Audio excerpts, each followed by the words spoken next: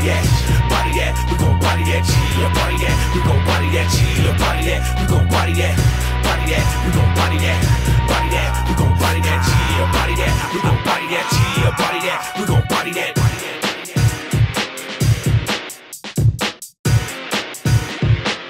Salut à tous. Hello. Il y a du monde, c'est cool. Ouais, il y a du monde, hein. Super.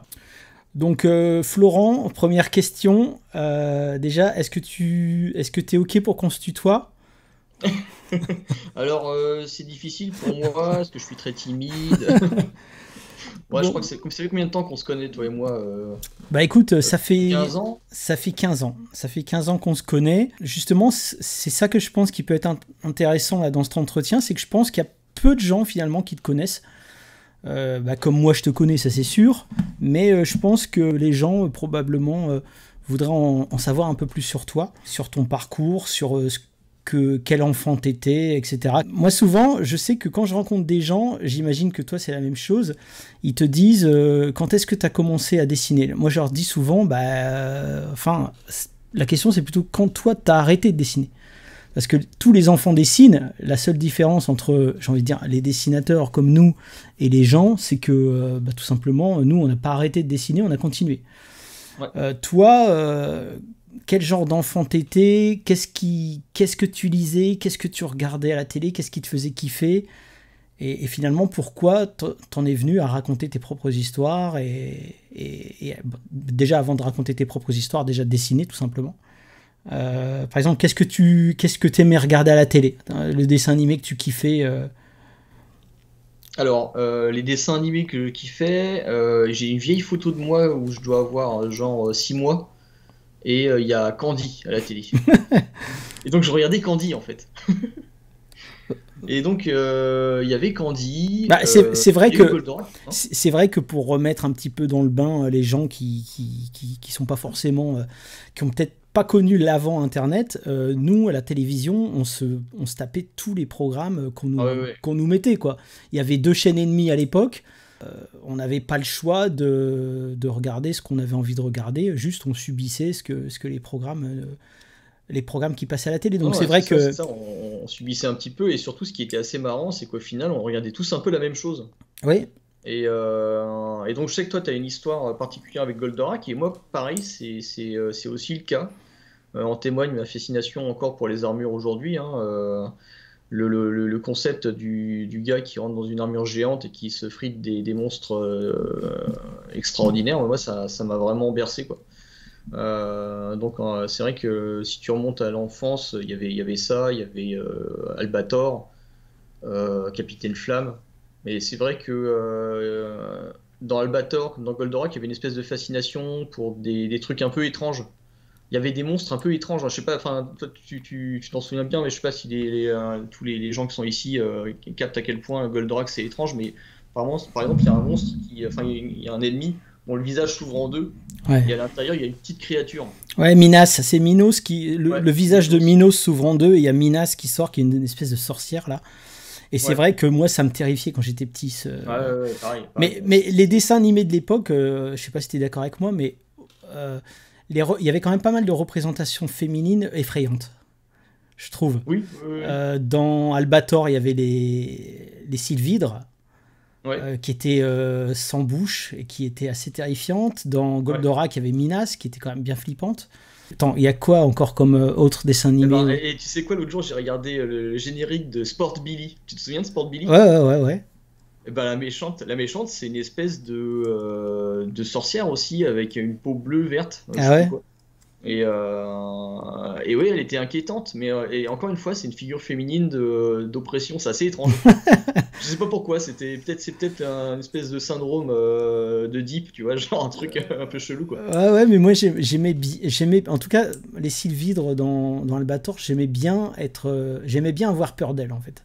Il y avait un truc comme ça. Non, mais bien sûr, c'est des ennemis qui sont aussi attirantes. Il y a un côté. Il y a un côté fascinant à ces créatures féminines qui sont à la fois dangereuses et du côté du méchant, mais en même temps qui exercent une fascination pour les petits garçons qu'on est, quoi. Qu'on était, je pense. Ouais, bien sûr.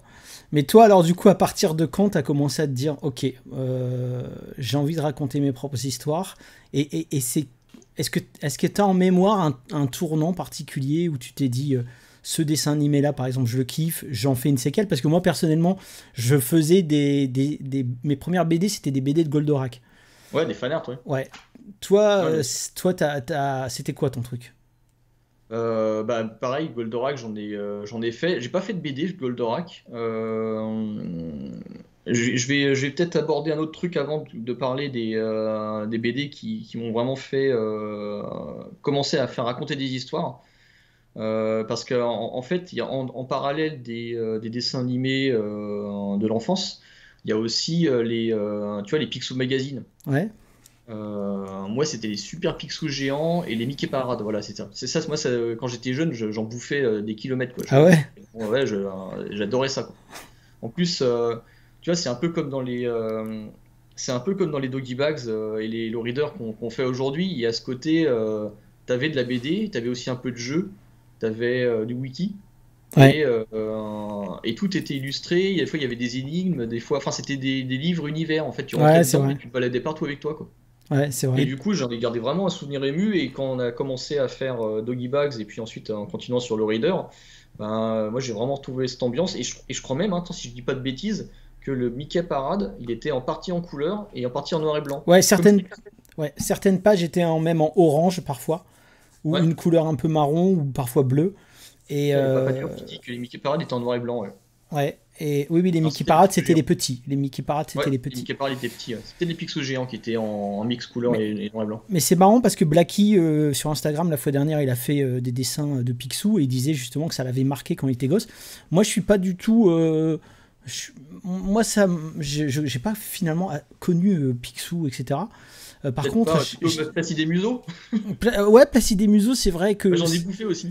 c'était les BD de gare, ça, Placide des Museaux. Quand Ouais. on partait en vacances, Ouais. mes parents ils m'achetaient un Placide des Museaux poche, tu vois. C'était un pavé, le truc, c'était presque un cube en fait. Ouais, c'est ça. Ouais. Il y avait énormément de Énorme. pages. Toi, est-ce que tu dirais que ça reste encore une référence aujourd'hui, Picsou, enfin, parce que Blacky disait il se rend compte à quel point ça l'avait marqué Picsou aujourd'hui, il s'en rend compte. Toi, tu penses que ça a eu un impact particulier sur ton dessin, sur ton univers? Ouais, pas tous, mais il y en a un en particulier. Alors, je crois pas que ce soit un Don Rosa parce que j'avais cherché l'auteur. C'était une aventure de Donald et Picsou et les enfants, les neveux. Et ils étaient dans une espèce de course-poursuite, chasse Indiana Jones, enfin un truc vraiment épique Ouais. pour trouver un tableau. Et, c'était. Ouais, j'en garde vraiment un très bon souvenir et ça m'a pas mal drivé dans le côté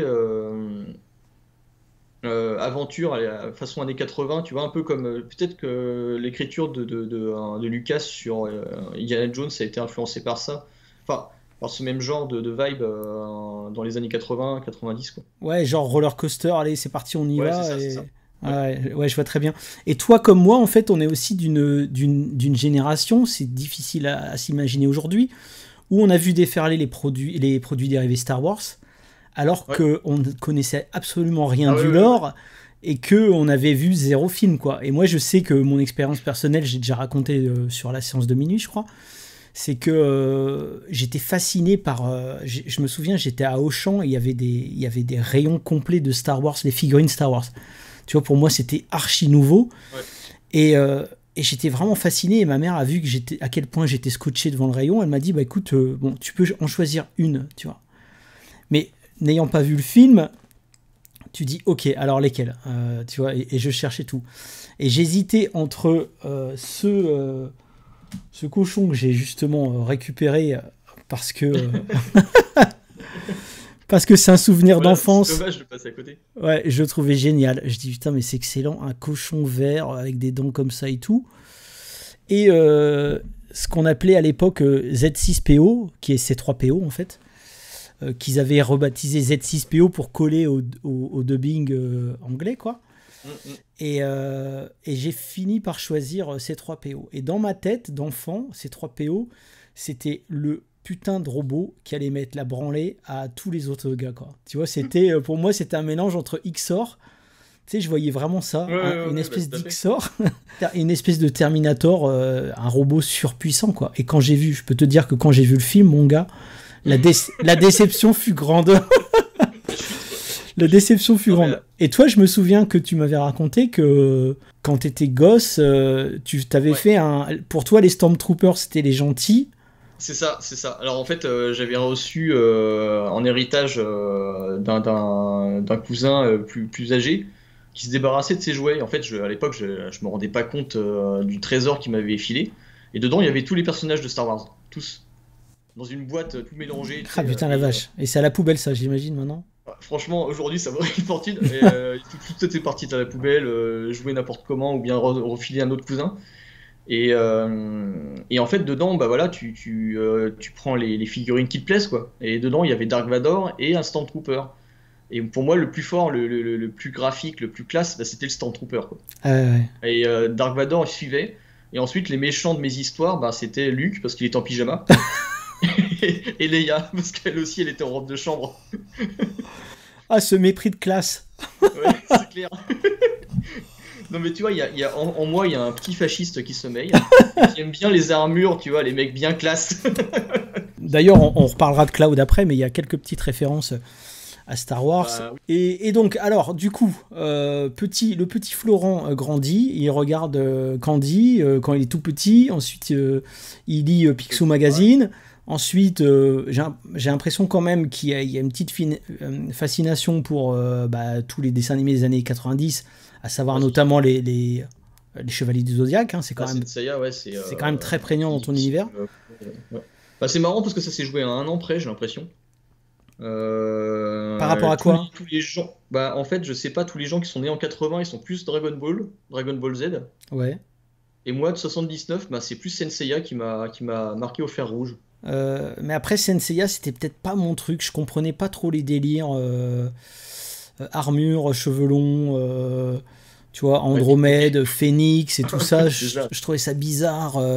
Le mec qui méprise totalement son frangin et en même temps, enfin tu sais, il y a un truc, il y a presque une tension sexuelle incestueuse, je trouve. Ah bah il y en a, je pense que c'est ça qui était fascinant en fait, le côté. Je trouvais ça trop, je trouvais comme tu sais les Japonais quand ils font ça là.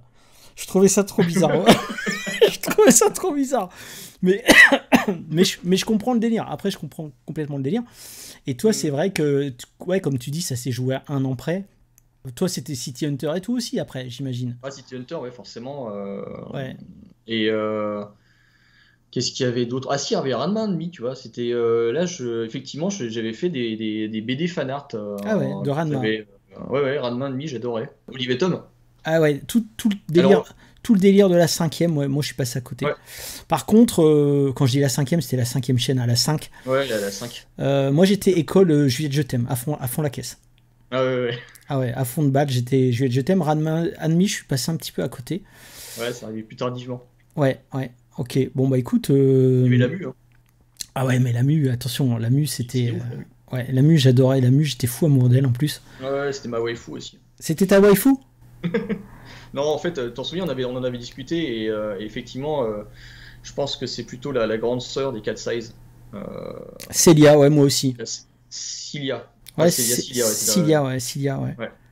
Ouais, bah oui. Sur des Cat Size, elle m'a laissé un souvenir. Et je pense que Masiko lui doit quelque chose, le grain de beauté, tu vois. Ah ouais, c'est sûr, c'est sûr. Bah en même temps, Tam, elle est cool, elle est sympa, mais elle est très next door et elle est très accessible, je trouve. Ouais, elle a un mauvais caractère, elle était chiante. Elle est un peu chiante. Après, il y avait la plus jeune, ouais, bon voilà. Ouais. Mais Célia, effectivement, c'était la femme, quoi. C'était déjà, elle était sursexualisée déjà. Mais c'est vrai que Célia, moi c'est pareil, j'étais amoureux de Célia à fond la caisse. Bon bah écoute, Florent, on avait les mêmes waifus, c'est bien, c'est bon à savoir. C'est bon, comme ça on est frères, tu vois, de quelque part. Et la Mu, à part sa petite tenue tigrée, c'était quoi pourquoi la Mu? Pourquoi? Alors curieusement, c'est même pas forcément un truc sexuel là-dedans, c'est plutôt les aventures complètement barges. Ah ouais, ok. Ça c'est vraiment le truc qui m'avait, en fait, qui m'a accroché au début. Je me disais tiens, c'est marrant. Ça m'a fait un peu l'effet de, je sais pas si tu te souviens, c'était passé pas très longtemps, ça s'appelait Chéri Miel. Ah ouais, et ouais. En fait, en version originale, ça s'appelle Cutioni et c'est le C'est Gonagai aussi, en fait. Le Shiri- mec, c'est un gros cochon, quoi. Chérimiel, c'est bien sexualisé aussi. Hein. C'est un truc de fou, quoi. Ouais, les meufs, elles sont bien incarnées, quoi. Ouais, c'est ça, c'est le cas de le dire. Et c'était donc une Magical Girl. Pour l'anecdote, Chérimiel Coutioni, c'était une Magical Girl, mais sursexualisée. Et moi, les Magical Girls, j'avais beaucoup aimé, en commençant par Gigi, et puis il y avait Amy Magic, quoi. Ah ouais. Je regardais ça en secret parce que c'était des trucs pour filles, tu vois. Mais j'aimais bien. Et puis Lamu, il y avait ce côté un peu Magical Girl, mais ça partait vite en sucette avec des invasions de patates, des extraterrestres qui pétaient un câble et qui défonçaient tout le monde. C'était assez drôle. Ah ouais, moi je t'avoue que je suivais pas forcément les histoires, c'était juste pour la voir elle en fait. Le problème, c'est que les épisodes étaient diffusés dans n'importe quel ordre. Ouais, ceci explique Et cela. des fois, il y avait des trucs qui commençaient, puis ça se finissait pas. Enfin, t'avais pas la fin, quoi. C'était horrible. Mais moi, ce qui Ouais. moi, ce qui me plaisait vraiment chez Lamu, c'est qu'elle était intouchable. Et Ouais. je crois que c'est l'histoire de ma vie de tomber amoureux des meufs que tu peux pas toucher en fait. Parce que on peut quand même le dire, ton univers il est très féminin quand même. Ah oui. Contrairement à moi qui en mets zéro, où j'en ai très peu. Toi, tes personnages, on va dire les personnages, tes personnages récurrents et tes personnages forts, c'est quand même beaucoup des filles quoi. Ces personnages féminins, il y avait eu. Je pense que j'ai toujours autant consommé des histoires où il y avait des personnages féminins forts et des personnages masculins forts. Il n'y a pas de grande différence. Si, peut-être, justement, Senseiya, c'était très sexualisé dans le sens que des mecs quoi, qui se fight. Mais sinon, moi j'adorais les histoires avec des personnages féminins. Il n'y avait pas de problème. J'ai aucun problème à m'identifier à un personnage féminin, quoi. C'est pas.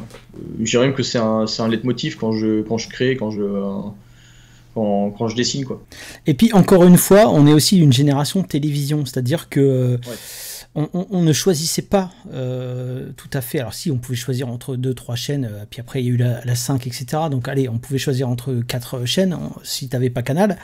Ouais. Mais en gros, tu regardais, des fois tu regardais des choses que tu n'aurais pas immédiatement, vers lesquelles tu serais pas immédiatement allé, en attendant le programme suivant. Et c'est vrai que du coup, grâce à ça, on a regardé, on va dire, des dessins animés qui sont traditionnellement, en tout cas au Japon, orientés shoujo et dessins animés pour filles entre guillemets. Ouais.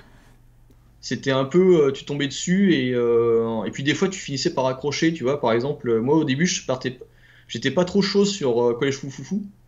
Et puis au bout de 2 épisodes, j'ai fini par accrocher parce qu'en fait ils avaient calé ça entre Dragon Ball et Senseiya et du coup voilà quoi. Ouais, moi aussi. Et ouais, non mais c'est ça. Et, effectivement, tu subissais un peu la télé, le programme, et tu tombais sur des trucs. Après ça, il y avait des grosses perles de tueurs. Hein. Il y avait Cobra, Ken le Survivant. Enfin, j'en passe, c'est des meilleurs. Il y avait Ulysse 31. Enfin, ça par contre, c'était assez constructif. Ulysse 31, c'était vraiment un truc qui marquait, quoi.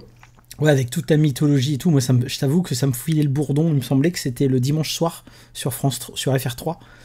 Et ouais, c'est ça filait un peu le bourdon parce que le lendemain, t'allais à l'école. C'est ça. Ouais, et puis quand tu vois tous ces corps suspendus là et tout, il y avait un drôle de truc, les dieux, tu sens que tu peux pas leur échapper. Mais il y avait aussi Lady Oscar. Bizarrement, je retrouve pas mal enfin, je retrouve des choses dans ta façon de dessiner qui sont, je vais pas dire inspirées de Lady Oscar, mais je retrouve un peu de Lady Oscar parfois dans ton dessin en fait. En fait, c'est logique. Je m'en suis rendu compte récemment. Mais Shingo Araki, c'est un super caractère designer au Japon qui est décédé depuis. En fait, il a designé Lady Oscar, Senseiya, une partie de la saison d'Albator. Il a designé aussi Goldorak. Je sais plus, mais mec, franchement, le mec, il a touché à tous les dessins animés de notre enfance en fait. Et l'autre jour, je faisais tu sais, pour l'édition Third Edition, je faisais une couverture de bouquin Senseiya. Et je me suis rendu compte qu'en fait, j'avais gardé plein de tics de dessins de gamins. Ouais. La manière de dessiner les yeux, la manière de représenter, tu vois, les reflets dans les yeux, le côté très expressif. Et j'ai gardé plein de tics de ces dessins, de ce que je voyais à la télé finalement, que j'ai passé beaucoup de temps à dessiner après, quoi. Ouais. Parce qu'en fait, dès que j'ai su dessiner des Olive Tom, je me suis arrêté de dessiner des Olive Tom parce que c'était vraiment très moche. Et j'ai essayé de faire des Senseiya, quoi. C'est vraiment, ça m'a vraiment formé, quoi. Hmm. Là, je vois que Woolies, elle demande si nos parents collectionnaient des BD. Pas du tout. Pareil. Pareil, mon père, il collectionnait pas des BD. Aujourd'hui, il en lit avec plaisir. Il lit celles que je lui apporte. Du 619, mais- quoi. Ouais, c'est ça. Non, Non, pas que, pas que. Mais ouais, les 619, il les aime bien. Mais c'est vrai qu'à la maison, il n'y avait pas beaucoup de BD. On devait en avoir 5 à tout et pour tout. Je me souviens avoir récupéré d'un cousin, d'une cousine plutôt, un Yokutsuno que j'ai poncé. Ah ouais. Quelques Spirou que j'ai poncé aussi, c'était assez fascinant, j'aimais bien ce côté. Mais par contre, le problème c'est que voilà, c'était des magazines, quoi. Spirou, école Franquin, école Tom et Jeanry ou... Ouais, plutôt, ouais, mais c'était vraiment des vieux. Ouais. Hein. D'accord. Ouais, donc plutôt Franquin. Ouais, Franquin. Bon, après ça, voilà, il y avait un peu de tout. Hein. Alors c'est marrant parce que j'avais un seul Tintin, c'était Tintin Congo. Ah, le meilleur. C'était le meilleur. Avec Milou la balance, tu sais, Ouais, je crois que c'est pour ça que j'ai jamais trop aimé Tintin, en fait. Ah, et Milou, c'est vraiment une... Ah ouais, non, mais c'est une crevure dedans. Ah ouais. Milou, il est chaud, je trouve. Mais en plus, c'est les Tintins où t'as pas encore l'équilibre Tintin Captain Haddock. Et tu sais que je me demande s'il n'y a pas beaucoup de Milou dans Willy, en fait, dans Mutafukas, finalement. Là, je suis en train d'y penser. Tu sais, Milou, il fait toujours des petites réflexions un petit peu sournoises, un petit peu mesquines, tu sais. Et il balance, tu sais, dans la classe, il dit hey, lui, regarde Tintin, lui, il triche, tu sais.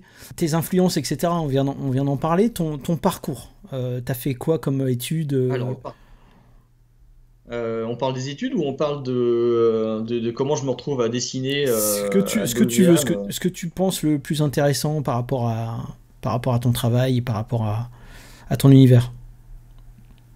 Je pense que ce qui est intéressant, c'est de parler de l'après Akira. Tu vois, il y a Akira qui débarque en France. En 89, je crois. Ouais, 89. Après ça, du coup, avec un pote, on est allé louer le film, on a copié la cassette et tout, pour se le mater plein de fois. Mais au final, ce qui me marque le plus d'Akira, c'est pas tant l'animé que le manga. Le manga, je le trouve fascinant. Je trouve qu'il se passe plein de choses dedans. Les personnages sont bien plus profonds que dans l'animé. Il y a un truc aujourd'hui que je recherche quand j'ouvre une BD. Ouais. C'est cette envie de tomber sur un Akira. Ton tome 2 de MFK2 là, il m'a fait cet effet. Rien à voir. Rien à voir. Hein Rien à voir. Rien à voir. Même, non, par contre, Florent, écoute bien ce que je vais te dire. J'en parlerai après, mais dans Cloud, il y a beaucoup d'Akira. C'est-à-dire que... Ah oui. Mais il y a beaucoup d'Akira, ça veut pas dire que c'est inspiré d'Akira ou quoi que ce soit. C'est-à-dire que le génie d'Otomo, je le retrouve dans certains cadrages de Cloud et dans l'action. Ta façon de toute façon, il y a des clins d'œil qui sont évidents à Akira dans Cloud, mais ta façon de mettre en scène l'action... tout bouge très bien. On en parlera après. On va pas passer les étapes, mais en tout cas, on ressent. Non seulement on ressent l'influence que Otomo a eue sur ton travail, mais en plus, je dirais que c'est du même niveau. C'est-à-dire que quand vous allez découvrir Cloud, vous verrez qu'il y a certaines scènes qui sont magnifiquement mises en scène. En termes d'ambiance, en termes d'action, en termes de tout ce que vous voulez, c'est génial, quoi. C'est vraiment génial. Donc, t'as pris ta claque Akira comme nous tous. Ensuite, le petit... Donc, t'avais quel âge, là? T'avais 17 ans, 16 ans? J'avais 11-12 ans, un truc comme ça. Ah ouais, 11-12 ans, ok, ouais. Ouais, un truc dans ces eaux-là, 12 ans, un truc comme ça. Et puis là, j'ai commencé à vouloir raconter des BD, à faire des BD en mode je veux dessiner de la BD, je veux faire un truc aussi fort et excitant en fait. Tu vois, il y avait Akira, il y a deux choses qui ont été excitantes. Il y a le rapport à la bande dessinée qui m'arrive dessus, enfin ce manga qui m'arrive dessus et qui est complètement nouveau parce que j'avais toujours lu de la BD européenne, française, franco-belge. Et là, Otomo arrivait avec son découpage tu vois, manga Cinématographique, quoi, quasi. cinématographique, complètement. C'était nouveau. Enfin, il y avait un côté excitant. Tu disais, enfin, c'était galvanisant, quoi. Et on parlait tout à l'heure de la télévision et du fait qu'il n'y avait pas beaucoup de chaînes. Ben c'était valable pour tout, y compris pour la BD. C'est-à-dire que tout était rare, en fait. Les images étaient rares, les belles images étaient rares. Ouais, c'est vrai, ouais. Moi, je m'en souviens, les magazines, je découpais dans les magazines de jeux vidéo, les magazines, je découpais les belles images et je me faisais des espèces d'albums Panini, tu vois. Ouais, pareil. Et je me mettais des belles images comme ça et je faisais des belles pages et je me disais, ah ouais, là, j'ai des belles doubles pages, quoi, tu vois. Tu laissais tranquille les catalogues de la Redoute, j'espère. Ouais, non, ça va. Non, mais je vois très bien. En loose day, mais sans savoir que cette femme mettait quelque chose sur sa tempe. Sans comprendre ce que c'était. C'était comment ils appelaient ça. Faire quoi avec comment ils appelaient ça, je sais plus comment ils appelaient ça. Et donc comme tu dis, c'est vrai que les images étaient très très rares, si bien que quand on recevait un magazine type Mad Movies, le truc il durait un mois, quoi. Ah ouais, non, mais moi, Mad Movies, je le ponçais. Aussi. En fait, j'ai l'impression qu'avec Low Reader, on continue un petit peu ces machins-là, c'est-à-dire des espèces de bouquins qu'on voudrait pouvoir continuer à compulser pendant jusqu'à la fin, quoi. Que t'as toujours des découvertes au bout de tu continues à faire des découvertes au bout de 3 mois de possession du truc, quoi. Et c'est pas évident. Moi, ce que j'ai envie de faire, enfin aujourd'hui, voilà, ce qui me drive, c'est de faire de la bande dessinée que t'as envie de rouvrir. Et bon, je t'en parlais pour MFK2 2, il y a vraiment ce côté besoin de réouvrir la BD une fois que tu l'as terminé en te disant attends, il y a une scène qui m'a vraiment, vraiment fait triper et je revois le truc et ensuite finalement tu te laisses réemporter par le récit, puis tu revois les scènes, tu fais ah ouais, c'était marrant ça, et en fait aujourd'hui on a tellement d'images, on a tellement de bandes dessinées, on a tellement de Netflix que c'est difficile de marquer les gens. Et je pense que c'est assez important de trouver du plaisir et de trouver du plaisir à ce qu'on fait pour générer ce plaisir et générer cette envie de réouvrir l'album. Et c'est ça que j'avais vécu avec Akira, je vais revenir à ce sujet, justement. Et c'est ce qui m'avait marqué étant gamin. Et ouais, donc j'ai commencé à faire de la bande dessinée à ce moment-là, et puis je montrais aussi... ouais, mais à 12 ans, là, t'avais 12 ans. Ouais, donc c'était pour ton plaisir, quoi, ton plaisir perso, pour montrer aux potes, des trucs comme ça. Voilà, tout à fait. Et ensuite, j'ai fait des BD plus abordables, des trucs... justement, c'était plus ma période Ranma 1,5. Là, j'ai fait des trucs plus... voilà, des aventures de collégiens, des trucs comme ça. T'as gardé ça ? T'en as encore ou pas ? Je crois que j'en ai, ouais. Je les mettrai sur le montage YouTube si tu peux les récupérer. Ah ouais, je t'enverrai. Avec mon père, on avait même relié un truc que j'avais fait quand j'étais en seconde. J'avais fait 180 pages ancrées et tramées, parce qu'il avait trouvé des trames d'architecture à son boulot, qu'il m'avait ramené. Moi, pour moi, c'était un trésor, quoi. Tu vois, les trames qu'on connaît, waouh. Ah ouais, ça c'est... Là, tu te dis, ok, je suis dans la cour des grands, quoi.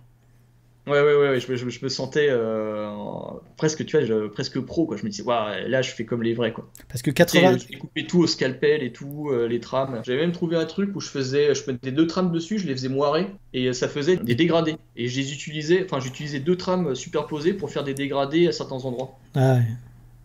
Ouais, parce que, encore une fois, ce qu'il faut se rappeler, c'est que c'était quoi, là, les années 90, tout début des années 90, j'imagine. La PAO, c'était pas encore ça. Il n'y avait pas encore d'ordinateur. Donc la PAO, c'est vraiment arrivé début des années 2000. Donc on est 10 ans avant. On avait des ordinateurs chez nous. Il y a eu aussi toute la période des micro-ordinateurs, Amiga, Atari, etc. Souvent, même si on en voulait un, on disait à nos parents que c'était pour le travail. Finalement, tu te retrouvais avec des disquettes de jeux à n'en plus finir. Mais c'est vrai que la PAO, donc tout ce qui est travail sur ordinateur, Photoshop, etc., même s'il y avait Deluxe Paint sur les micros et tout, mais c'est plutôt début des années 2000. Donc tout ce qui était tram, etc., pour nous, c'était quasiment, en tout cas pour un gars comme moi, c'était inaccessible. Toi, tu avais accès à ça, donc tu pouvais déjà commencer à expérimenter, quoi.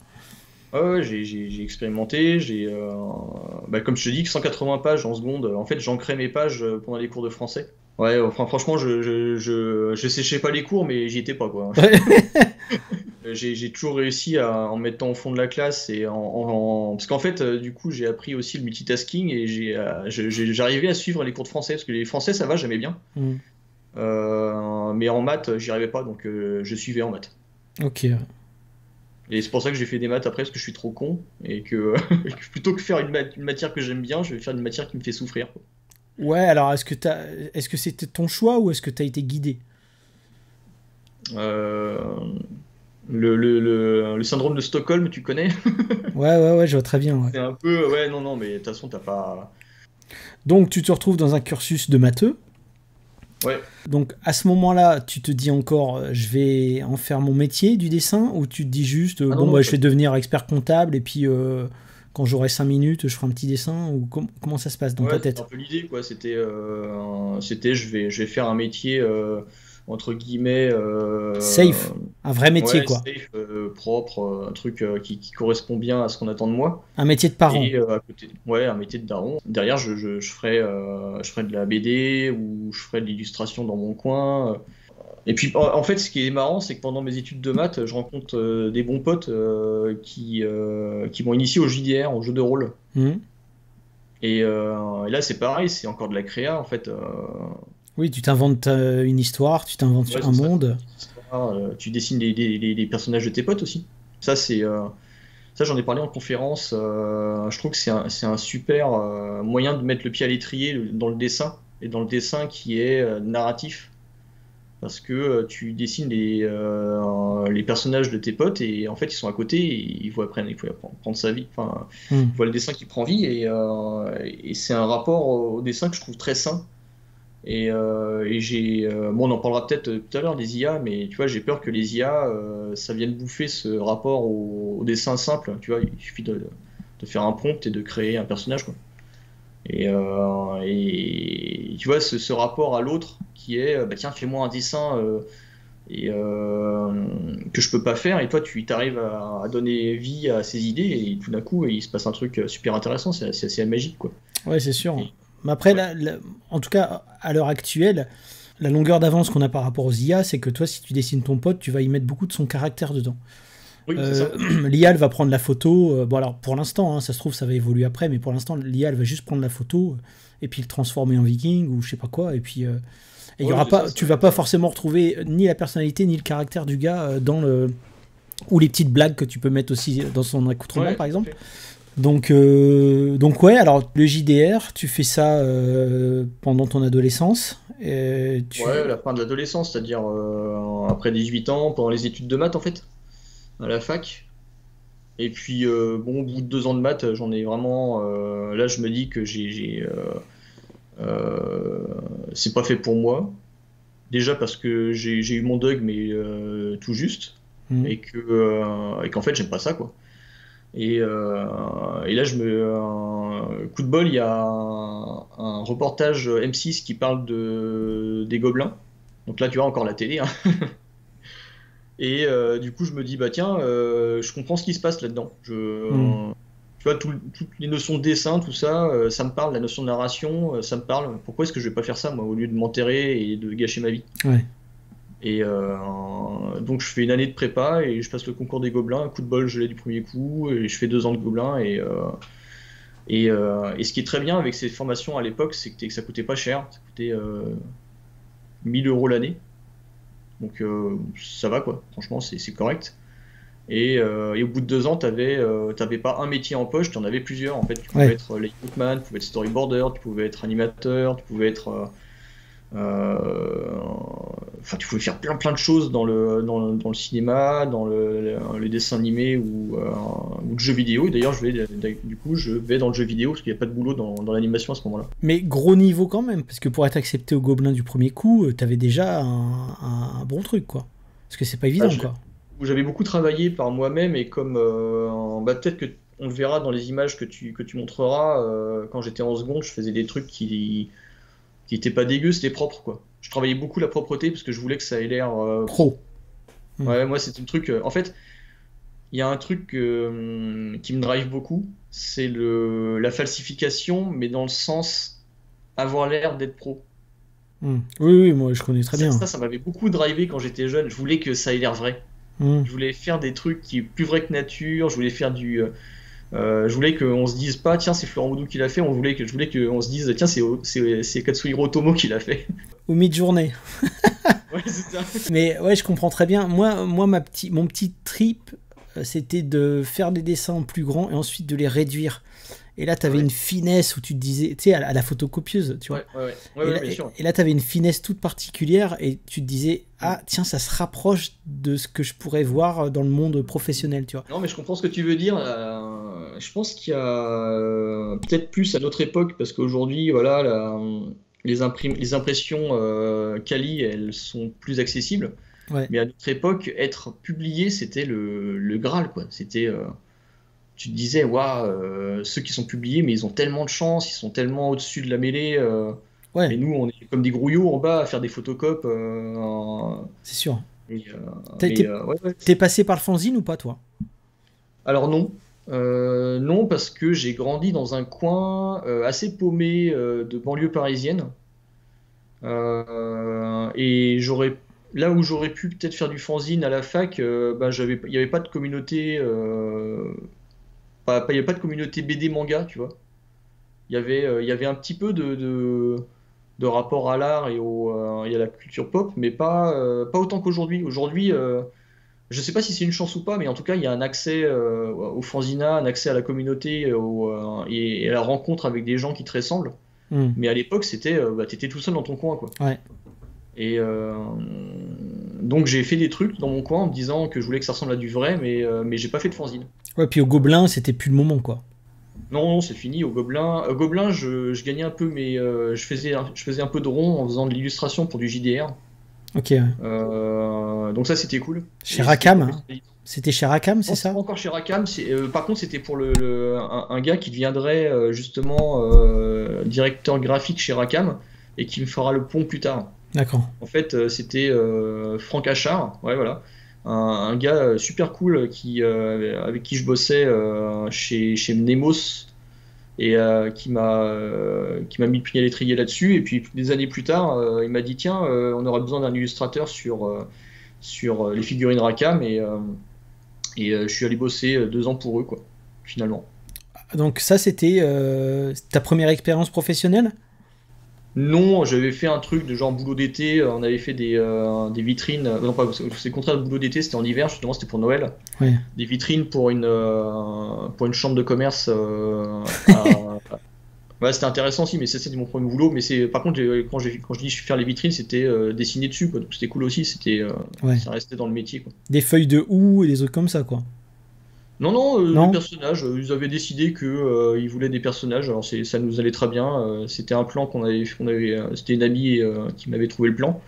Et moi j'avais fait les lines, elle avait fait les couleurs à l'intérieur et on avait rempli les vitrines de toute une galerie, une rue commerçante.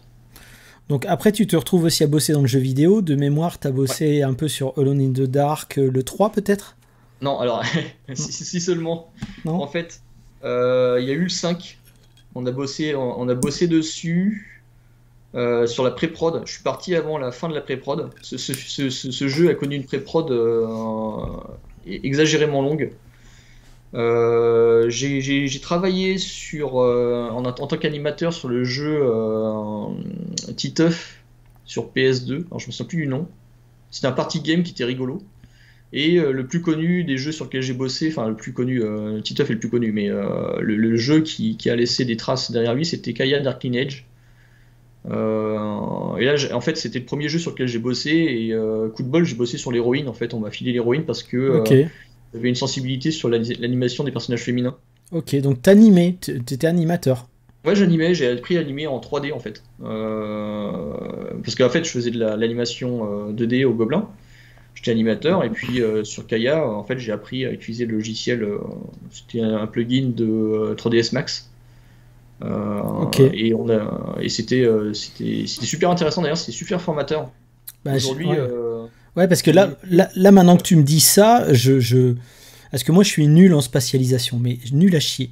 C'est-à-dire qu'il faut que je fasse des plans, des schémas pour comprendre quel personnage est placé à côté de quel personnage. Si je dois changer ma caméra mentalement, c'est juste horrible. Je pense qu'effectivement, ça doit être très formateur de bosser la 3D assez jeune, quoi. Ouais, je pense aussi. Ou Mais moi, t'avais peut-être ça inné aussi chez toi. bah, c'est un truc que j'aimais bien parce que bah, je crois qu'on en avait parlé comme ça avec Blacky, avec Guillaume Singelin. Moi, j'ai beaucoup joué au Lego, donc la spatialisation, c'est vraiment un truc. Pour moi, c'est un truc qui est hyper naturel, quoi. Mais honnêtement, la spatialisation, quand tu animes un personnage, c'est pas indispensable, quoi. Enfin, si, il faut le bouger, quoi. Mais de toute façon, c'est comme un jouet. En fait, à un moment donné, tu sais, tu prends ton G.I. Joe et tu le bouges dans un autre sens, tu lui donnes une pause et ensuite tu dis, ah ouais, tiens, dans ce plan-là, il est cool. Du coup, pendant ce temps-là, t'as déjà l'univers de Freak Squid qui commence à poindre ou c'est arrivé plus tard? Comment ça se passe? T'as envie de raconter, en animant ce personnage féminin, t'as envie de raconter tes propres histoires déjà ou... Ouais, j'avais dans l'idée toujours de raconter des trucs. En fait, la passion que j'avais eue pour le manga et pour le fait de raconter des histoires, ça m'a jamais vraiment quitté, mais du temps où j'étais animateur et illustrateur, finalement, je faisais beaucoup de JDR, je faisais beaucoup de jeux de plateau, et quelque part, ça me remplissait, mais pas complètement. Ok. Et en fait, ce qui me manquait, c'était de trouver le sujet qui arriverait à me maintenir en vigilance et en éveil. Tu vois, parce que c'est pas évident de trouver. En fait, quand t'as plein d'idées, quand t'as plein de trucs qui te viennent en tête, que tu sais pas s'il faut que ça se passe dans le futur, dans le passé, dans un futur alternatif, dans une dystopie, dans une uchronie, enfin bref. Et tout ça qui te vient en tête, c'est obsédant, tu sais pas, t'arrives pas à te faire de choix en fait. Et je pense que, tu vois, aujourd'hui on parle du syndrome de la page blanche. Ouais. En fait, la page blanche, ça peut très bien arriver par manque d'idées, ou par plein d'idées. Ouais, bien sûr. Ouais. Et ouais, c'était vraiment le trop plein d'idées en fait. C'était le trop plein d'envie, trop plein d'idées. Et donc, tu vois, de 13 à 18 ans, en fait, j'ai enquillé des projets et changeais souvent. Alors, j'ai eu des projets un peu plus longs sur la fin. J'arrivais à faire, comme je te disais, 180 pages de manga. Ensuite, j'ai fait un projet de science-fiction que j'avais réussi à finir en partie. J'avais fini. J'avais mis une fin à ce projet de science-fiction sur, pareil, 150-200 pages, un truc comme ça. Et en fait, le problème, c'est que la bande dessinée ne me paraissait pas réaliste comme plan de carrière, tu vois. Et même quand je sortais de l'illustration, je n'étais pas sûr que ce soit réaliste. Mais tu as quand même envoyé des projets à des éditeurs, et notamment, de mémoire, c'était Delcourt, si je me trompe pas. C'est pas Delcourt, c'est un autre D, c'est Dupuis. D'accord. Et en fait, Dupuis, en fait, j'ai envoyé c'est à l'époque de Shogun Magazine, tu sais, oui. Ils avaient fait une espèce de presque de fanzine pro pour du manga. Et à l'époque, je développais mon petit projet dans mon coin et je leur ai envoyé des trucs. Ils m'ont dit, ah, c'est cool et tout. Ils m'ont dit le prix, par contre, combien ils te rémunèrent. Et en fait, j'ai fait le calcul. Je me suis dit, d'accord, on va en discuter plus tard, hein, parce qu'à 45 € la planche, je vais juste crever, quoi. Où je me disais, ben, je peux peut-être faire 45 € la planche, mais si c'est pour bâcler, c'est pas la peine, quoi. Ouais. Et j'avais pas encore de notion à l'époque tu sais, il faut éditer un nombre d'albums pour être lu. Si t'étais édité, t'avais touché le gros lot et puis basta, quoi. Ouais. Et Dupuis m'ont proposé un truc beaucoup plus pro. Du coup, par contre, j'aurais été juste dessinateur, entre guillemets. Oui, ils t'ont mis avec un scénariste. Voilà, ils voulaient mettre avec un scénariste, donc j'ai préparé 2 projets comme ça, puis à chaque fois c'était un peu long. Et comme c'était pas mes projets, ben, je me disais, bon, c'est long, et puis il y a des allers-retours, et comme c'est pas mes projets, ben, à un moment donné j'en ai marre, quoi. Ouais. Et du coup, je relance le projet, et là je tombe sur. Donc les projets n'étaient pas signés, tu bossais sur des projets sans. Ah oui, bien sûr, oui. D'accord. Ouais, c'est ça, bah, de toute façon, tu signes pas un projet tant qu'il est pas. Enfin, non, j'arrête pas un projet en cours de route, hein. Il aurait été signé, il aurait été hors de question que j'arrête. Mais les projets n'étaient pas signés et voilà, je préparais des. Oui, ça traînait, quoi. Ça traînait. Voilà, ça traînait, je préparais des dossiers, mais ça traînait. En fait, Frix, j'avais déjà fait 200 pages de storyboard en mode écriture automatique. Parce que j'arrivais pas à créer mon projet pendant toutes ces années où j'étais illustrateur et animateur. J'arrivais pas à faire un dossier. Parce que ça, j'avais une idée de ce que c'était un dossier de BD. Parce que tout simplement, j'avais étudié ce qu'était un dossier, une bible graphique en animation. Ouais. Donc, j'y arrivais pas à faire cette bible graphique pour ma BD. Parce que le personnage changeait, parce que le temps que j'écrive le pitch, j'avais déjà rajouté d'autres personnages, donc en fait, il n'y avait plus rien qui allait, quoi. Ouais. Et au final, je me décide à faire de la BD comme je faisais de la BD quand j'avais 13 ans, en fait, en écriture automatique. Ouais, case après case, et puis tu vois où ça t'emmène, quoi. Ouais. Voilà. J'avais une idée globale du scénario, et je fais de la narration comme j'aime la faire, c'est-à-dire avec en narration BD, parce que j'arrivais pas à l'écrire, en fait. J'arrivais pas, c'est pas que j'arrive pas, c'est pas que je sais pas écrire, c'est que j'arrivais pas à plaquer un beau scénario bien, bien ficelé, etc. Bien, ouais. Et donc je fais 200 pages de storyboard qui me permettent justement de dérouiller mon art narratif, parce qu'en fait, entre-temps, j'avais fait de l'animation, et donc j'avais découvert qu'il y avait d'un point de vue narratif, tu pouvais créer des mouvements avec tes cases, avec le regard, tu vois, c'est des petites astuces comme ça que je finis par comprendre au bout de 200 pages de storyboard. Et je me dis, tiens, ces 200 pages de storyboard, elles sont pas vilaines, je vais faire les designs, parce que maintenant les personnages, je les ai bien en main. Et ça aussi, c'est un truc qui me faisait peur. Je me disais, les personnages, ils vont changer entre le moment où je vais commencer. Et donc, au bout des 200 pages, je les avais bien en main. Ombre, il ressemblait bien à Ombre. Chance, elle était plus...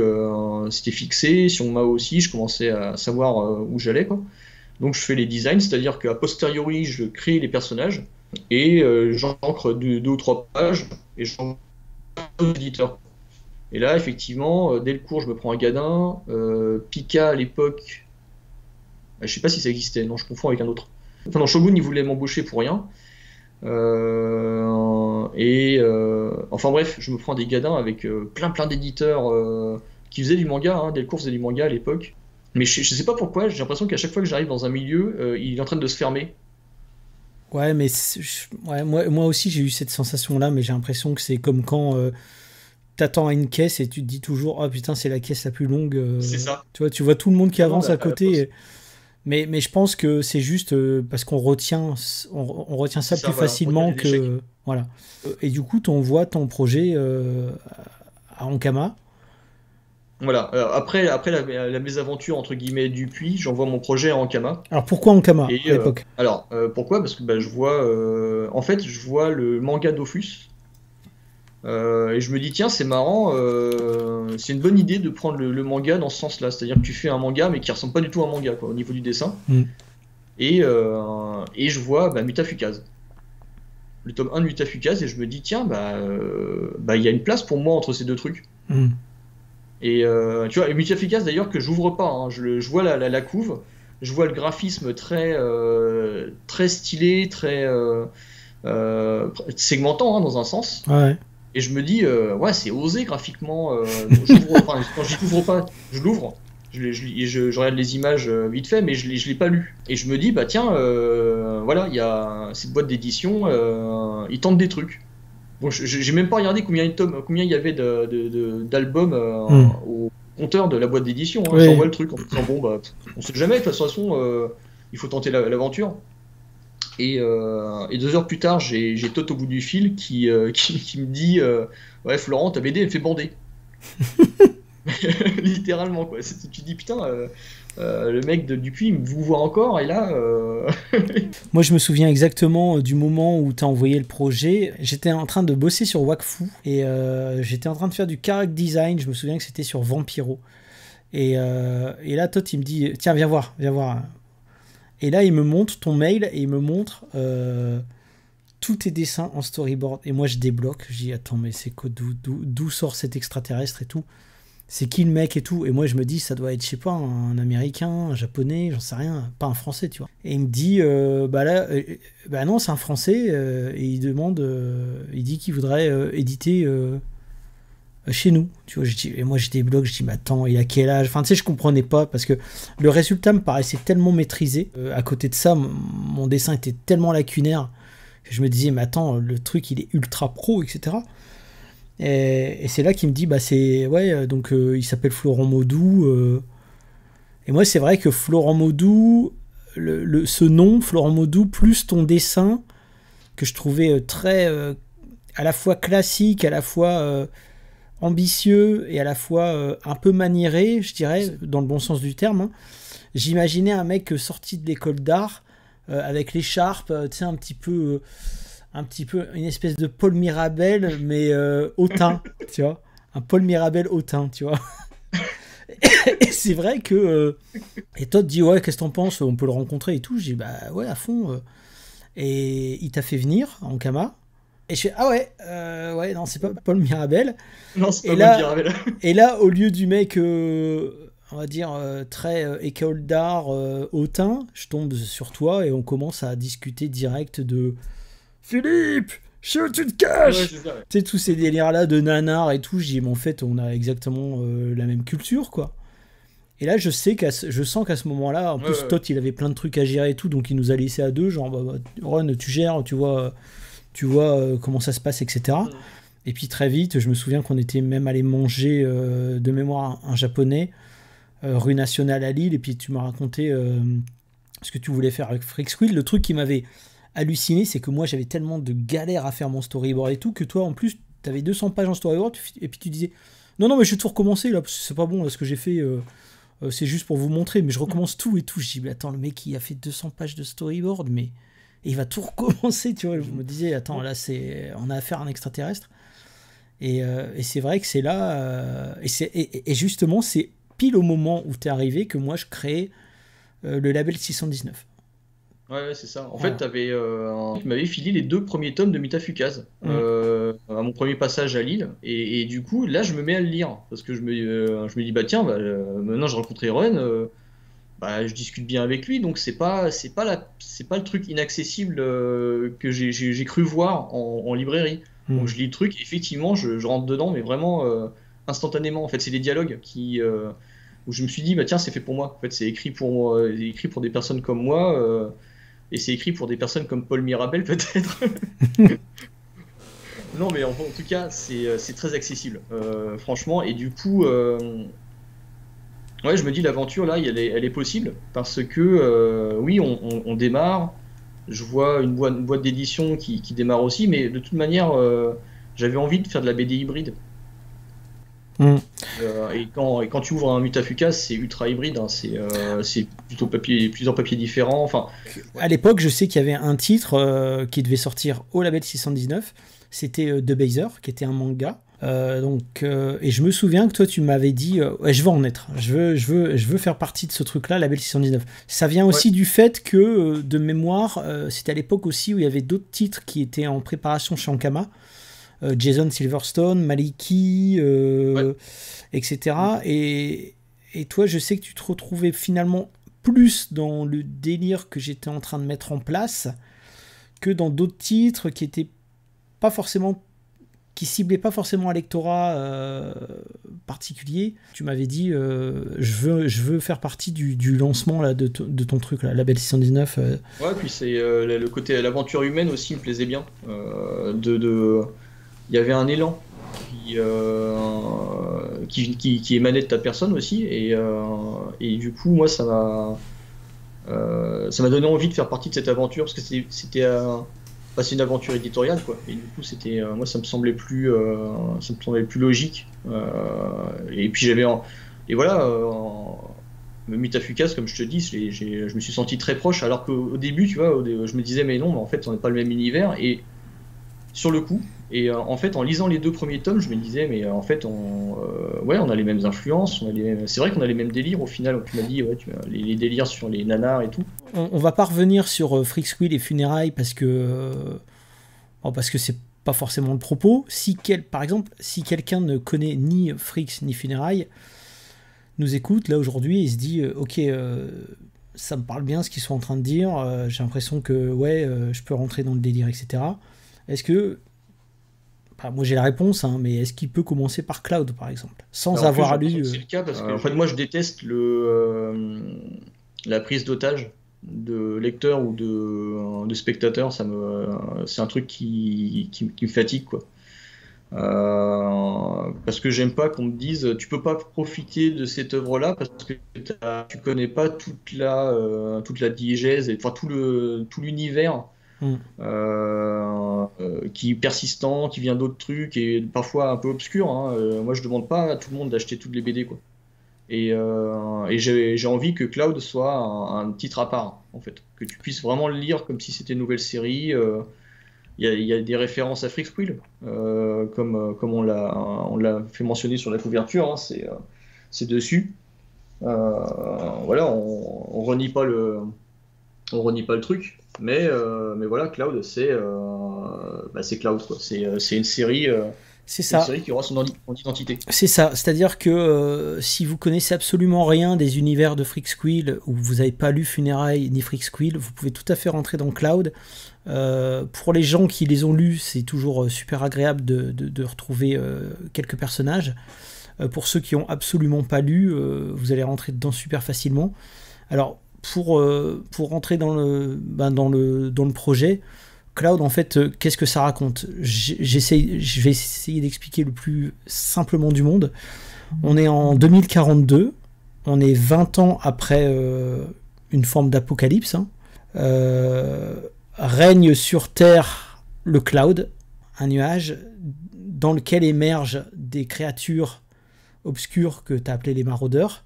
Le Cloud, c'est d'ailleurs la manière dont tu l'as écrit avec le U qui ressemble à un V, on peut dire clairement que c'est une allégorie au Covid. Ouais. Moi, j'y ai vu aussi les écrans de fumée des réseaux sociaux qui nous empêchent collectivement d'avancer. Moi, c'est vrai que tout ce qui est des informations, etc., c'est un petit peu mon dada avec MFK2. Donc, mais je ressens beaucoup ça aussi dans le Cloud. Mais ce que je trouve extraordinaire dans Cloud, c'est que je trouve honnêtement que on a quand même vu beaucoup de choses en termes cinématographiques, en termes de BD, etc. Tu disais la profusion d'images. C'est vrai qu'aujourd'hui, c'est compliqué de faire du neuf. Mais là, quand même, avec Cloud, je trouve qu'il y a quelque chose d'unique. C'est ce que je t'avais dit très rapidement quand tu nous avais fait lire tes premiers storyboards. C'est que pour moi, il y a vraiment un truc ultra singulier qui me semble, en tout cas, jamais vu. Donc, c'est teinté de fantasy. Donc, c'est moderne. On est en 2042, ok. En plus, tu fais de la reconstitution médiévale. Donc, ça se ressent beaucoup dans la précision de ton dessin sur les armures, sur les armes, etc. et tout. En fait, j'ai comme l'impression que ça serait un peu de The Last of Us, un peu d'Akira. Je retrouve un peu de Nausicaa aussi, et La Vallée du Vent. Ouais, Nausicaa, ouais. Mais dans un truc une proposition complètement nouvelle, et qui, encore une fois, que je trouve unique et épique, surtout. C'est ça qui marque, je trouve, dans la BD. C'est que je trouve qu'il y a un souffle épique qu'on retrouve rarement actuellement dans une BD, quoi. C'est ambitieux, c'est super maîtrisé, en termes de mise en scène, c'est génial. Comme je disais tout à l'heure, dans les scènes d'action et tout, ça bouge super bien. Quand c'est posé, l'ambiance est présente. Je trouve qu'il y a vraiment un truc nouveau dans Cloud, et vraiment, je trouve que le projet, alors ça tombe bien, tu viens dans 3 jours passer à la maison, on va discuter un peu des projets à venir et tout, mais j'ai vraiment envie de savoir ce qui va se passer là dans les tomes suivants, et honnêtement, si vous connaissez pas l'univers de Florent Maudoux, foncez dessus, et si vous connaissez, foncez dessus aussi, parce que c'est un projet qui, pour le coup, qui tient toutes ses promesses, quoi. C'est une vue positive et enthousiaste de la vie après l'apocalypse. Parce que j'avais pas envie de montrer un univers qui soit décadent. Tu vois, on n'arrête pas de dire la Rome décadente, ou bien la civilisation est décadente, ou... En fait, j'ai envie j'ai pas envie qu'on me dise là le monde va aller de mal en pis. Moi j'ai envie de vivre dans ce monde, j'ai pas envie d'y survivre. Les groupes de personnages sont très sont très colorés. Et j'essaie de les incarner tous. Tiens, juste pour répondre, oui, il y aura je confirme, il y aura un Akira Drift dans Cloud. Exactement. Les consommateurs, voilà, c'est le mot que je cherchais tout à l'heure. Ouais, les consommateurs, ouais, c'est les. Tu vois, les consommateurs, c'est un petit peu on va dire, ceux qui pensent dominer, les alphas, qui chassent notamment les victimes et qui chassent les maraudeurs. En fait, j'ai imaginé qu'il y avait tu vois, les gens qui sont jusqu'au boutiste pro Elon Musk, tu vois. On va dire des espèces de survivalistes, quoi. Ouais, survivalistes. C'est un peu ça l'idée, mais des survivalistes du luxe, dans le luxe et qui ont accès encore au monde d'avant. Ouais, au monde d'avant et à une forme d'opulence, quoi. Et en fait, qui n'ont pas conscience que le monde change. C'est un peu ça pour moi, les consommateurs. C'est comme si, devant une évidence, tu refuses de la reconnaître. Et pour moi, c'était ça de parler des consommateurs et de montrer de les montrer dans un espèce de délire de course en avant, quoi. À côté de ça, tu as aussi des gens qui sont plus dans la survie pure et dure, c'est-à-dire les clans, les gangs de motards, un peu à la Mad Max, hein, finalement, c'est des espèces de clans de survie qui sont des gens qui s'entraident aussi, mais qui sont dans le pillage, c'est-à-dire qu'est-ce qui reste à récupérer d'immédiatement consommable, ouais. Et qu'est-ce qu'on peut utiliser comme monnaie. Et donc dans leur monde à eux, dans le monde des clans, cette monnaie, c'est une espèce de drogue pour oublier que l'apocalypse est là, quoi. Et au final, voilà, d'une communauté à l'autre, il existe aussi des communautés où les gens, finalement, s'entraident. Et j'ai lu pas mal de bouquins dessus, des trucs qui sont assez positifs. Donc, alors je me gave aussi de récits eschatologiques sur la fin du monde, hein. C'est pour écrire le cloud. J'ai essayé. En fait, le cloud, je lui ai donné cette forme-là parce que je voulais m'économiser du temps pour faire les décors. Raté. C'est-à-dire que c'est encore pire en fait. Ah ouais. C'est terrible, hein. Ouais, mais je pensais, ouais. Mais justement, ça rend une atmosphère vraiment unique et particulière qui sublime la mise en scène en fait. C'est-à-dire qu'il y a des plans justement dans Cloud que je trouve... Tu vois exactement ce que ça pourrait rendre en adaptation audiovisuelle. Ouais, parce que, ouais. Tu vois, à la fois ça fourmille de détails et en même temps il y a cette espèce de nappe atmosphérique qui gomme un peu les choses. Enfin, il y a vraiment un aspect poétique, je trouve, dans la mise en scène qui est très présente, quoi. La lumière dans le cloud, ça devient magique, hein. Toute source de lumière devient intéressante. Alors malheureusement, on est dans un monde où il y a moins de lumière parce qu'on n'a plus l'électricité. Mais chaque possibilité de mettre un petit peu de lumière dans le cloud, c'est une occasion en or, quoi. Et surtout, on sent que le monde d'avant est définitivement révolu. C'est-à-dire que c'est terminé, les écrans noirs restent noirs. Je veux dire, cette page tournée, on la sent vraiment, elle est super prégnante dans l'univers, quoi. Et moi, il y a un truc sur lequel je voulais rebondir par rapport à ta BD, et là, justement, je voulais t'en parler en live. Voilà. Tu m'as dit que tu écrivais pour les vivants, couche tes propres aventures sur papier, elles sont passionnantes. Et elle répond, écrire quand tout a déjà été écrit et qu'il y a tant à sauver, à quoi bon? Et là, moi là-dedans, il y a une réflexion que je trouve super intéressante aussi sur... je trouve que ça en dit aussi... Enfin, je sais pas, mais en tout cas, j'ai l'impression que ça en dit aussi sur toi, sur ta façon d'appréhender les récits. Tu l'as mis dans la bouche d'Isatis, mais est-ce que tu peux nous en dire plus par rapport à cette phrase-là? Écrire quand tout a déjà été écrit et qu'il y a tant à sauver, à quoi bon? Tu vois, pour un auteur, c'est pas anodin d'écrire ça dans une BD. Non, c'est pas anodin de le mettre dans la bouche d'Isatis.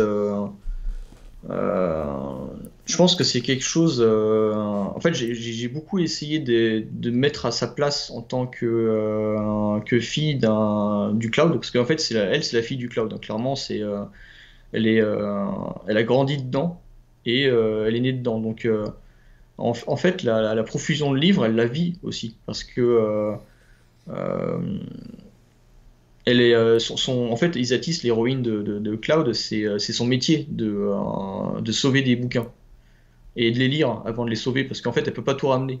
Les bouquins, c'est lourd. Je défie quiconque qui fait des courses à la Fnac de se dire qu'il a une bourse infinie, parce que de toute manière, à un moment donné, c'est pas l'argent qui va manquer, c'est les bras, quoi. Bah, de Et, déménager, hein, tout simplement. ouais, ou déménager, ouais, c'est ça. Euh, du coup, ouais, elle se pose vraiment la question. Enfin, c'est pas qu'elle se pose. Non, en fait, c'est pas tant qu'elle se pose la question, c'est ce qu'on lui a mis dans la tête. Ouais, parce que lui, Funérailles, il dit clairement, bah écoute, ouais, ok, je comprends que tu veux tout embarquer, C'est mais ça. pourquoi t'écris pas tes histoires toi-même, finalement? Elle Oui, qui a c'est tant ça. lu, elle qui a tant vécu, et Mais elle, parce qu'en fait, elle a un complexe de l'imposteur. En fait, elle voudrait le faire. Elle a les moyens de le faire parce qu'elle a beaucoup d'anecdotes à raconter. Elle a une vie passionnante. Euh, mais en fait, on lui a dit non, c'est pas, tu peux pas écrire parce tout a déjà été fait. Il y a une société qui, sans le vouloir, met une pression sur l'individu en lui disant, ben, euh, c'est pas la peine d'essayer de créer dans un monde où il faut conserver. Hmm. Et là aussi, je veux dire, il y a une société vertueuse que je montre dedans, les colonies, mais ils ont aussi leurs travers. J'aimerais, il il faut remettre un petit peu les choses à leur place. C'est pas, je dis pas qu'il y a un monde parfait, quoi. Je dis pas qu'il y a une forme de collaboration parfaite. Je donne juste des pistes de bonheur dans un monde qui est devenu hostile, où la nature est hostile, la nature qui est représentée par les maraudeurs qui sont à la fois des créatures, à la fois la végétation. Moi, c'est tout bête, hein, mais en fait, j'écris les maraudeurs, je pense aux moustiques tigres. Ah ouais. Ouais, ouais, c'est tout bête, mais en fait, en ce moment, je peux bricoler en été et au printemps et quand il fait chaud, quoi, grosso modo, parce qu'en fait, ça me saoule d'aller bricoler en plein hiver dans l'abri de jardin, quoi. Et le problème, c'est que dans les moments où il fait chaud, en fait, je me fais bouffer par les moustiques tigres et c'est comme des monstres, en fait. Hmm. Tu sors de chez toi, tu te fais défoncer, quoi. Tu te fais bouffer par le cloud. Et il y a quelqu'un tout à l'heure dans le chat qui parlait de Myst. Alors, j'ai pas vu Myst, mais je connais le pitch. C'est un brouillard épais qui entoure une communauté, et dans le brouillard, il y a des monstres qui attaquent les gens. Donc, effectivement, c'est très Ouais. proche de ce qu'on a décrit de Cloud. Moi, à l'origine, Cloud, je le voyais plus comme déjà, c'est le cloud au sens aussi où c'est là où vont les informations. D'où mon analogie aux écrans de fumée Ouais, c'est ça, qui ouais, empêchent le tout monde à fait. d'avancer.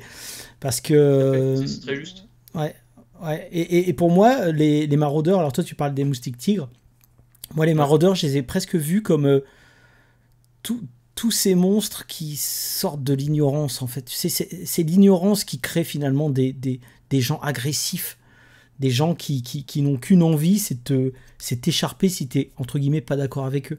Tu vois, que si tu n'es pas comme eux, si tu ne penses pas comme eux. Alors, Ouais, ouais, moi, c'est vrai que c'est mon sujet en ce moment avec MFK2 et ouais. tout. Ouais, cette toxicité qui sort des écrans de Et fumée.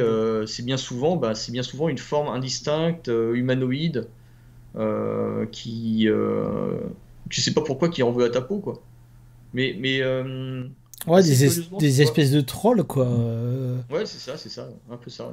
Pour en venir à ça, je pense à ça d'un coup, mais moi, limite, je me suis presque transformé en maraudeur. Tu sais, sur les réseaux sociaux, c'est quand même difficile en ce moment, les réseaux sociaux, je trouve, avec l'algorithme, par exemple, de Twitter. Ouais, J'ai les pas envie de dire algorithmes. X, je dirais Twitter jusqu'à la fin. Ouais, moi aussi. L'algorithme de Twitter, là, par exemple, ils l'ont changé. C'est une catastrophe. Je sais que quand je mets des dessins ou quand je fais des partages, je suis quasiment pas ni liké ni retweeté. Alors ça pourrait aussi, je pourrais me poser aussi des questions vis-à-vis de mon propre travail, hein. Mais hier, non c'était avant-hier, je crois, avant de m'endormir, je regarde l'émission d'un mec que je trouve super nul. J'envoie une vacherie sur Twitter, la fatigue aidant, tu vois, Ouais. mais en restant tout à fait poli, hein. Mec, Ouais. j'ai jamais un tweet qui a autant percé de ma vie. Tout à l'heure, il était à 1,5 million de vues. Et je me Ah, c'est suis, fou ça. et je me suis senti sale. Je me suis senti Ouais, sale parce ouais, que ouais. je me suis dit, mais en fait, moi, j'ai pas fait ça pour être vu autant. J'ai fait ça pour mes abonnés qui me suivent, avec qui j'échange de temps en temps. Tu vois, Ouais. et tout d'un coup, je me retrouvais dans le rôle d'un giga troll parce que tout le monde réagit en dessous et les mecs commencent à insulter le gars. Et de toute façon, je pense que je vais le virer ce tweet là après l'émission. Mais je me suis dit, putain, mais en fait, les algorithmes, ils sont en train de. Tu vois, heureusement que j'ai, entre guillemets, j'ai envie de dire une conscience. Parce que tu pourrais te dire, ah bah finalement, bah vas-y, je vais bâcher. C'est ça qui marche, c'est le Ouais, ouais. clash, c'est, tu vois, je vais faire ça et puis Mhm. je vais gagner la visibilité. Je trouve que les algorithmes te poussent à la Ouais. polarisation, te poussent Ouais. à devenir ça, tu vois. Et c'est pour ça que je te parlais du cloud et des maraudeurs. Il y a un petit Ouais. côté comme ça, tu vois. Euh, Quand t'as le cloud, ils sortent de terre comme des saloperies. Puis ensuite, dès qu'il y a le rayon de soleil qui se pointe, tu sais, dès que l'anonymat tombe, ah, tout le monde va se cacher sous terre, ça y est, il n'y a plus personne. J'ai mhm. ressenti un petit peu ça. Et ça, je trouve justement que c'est super. Encore une fois, dans ta mise en scène, je la trouve vraiment super à tous les niveaux. Et notamment à ce niveau-là, ouais, c'est quelque chose que j'ai beaucoup, en tout cas qui m'a touché personnellement, même si c'était pas forcément conscient de ta part de toute Ah oui, façon. oui, tout à fait, hein. Il faut, en fait, je dirais que toi comme moi, on a tendance à vouloir maîtriser tout notre récit. Et j'ai remarqué que c'était pas nécessaire.